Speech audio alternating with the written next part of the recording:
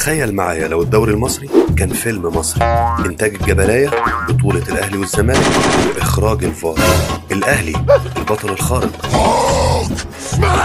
اللي حتى لو وقع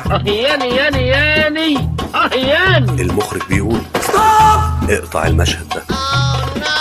الزمالك اكبر قلعه رياضيه في مصر، البطل الشعبي، ايه ده؟ الجدع الرجوله ادب مش هز كتاب، اللي دايما مظلوم. الجمهور بيقول احنا جامدين، احنا الواحد مننا ب20، بس السيناريو ضدنا يا جدع.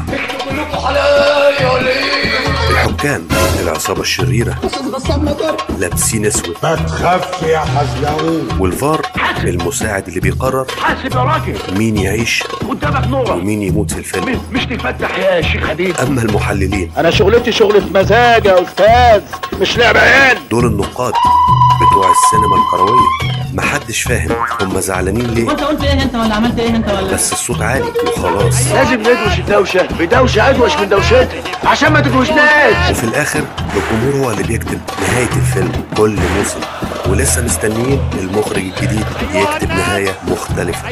لو شايف ان الدوري المصري فعلا فيلم ما بيخلص، دوس لايك وقول لي في الكومنتات انت شايف نفسك مين في الفيلم.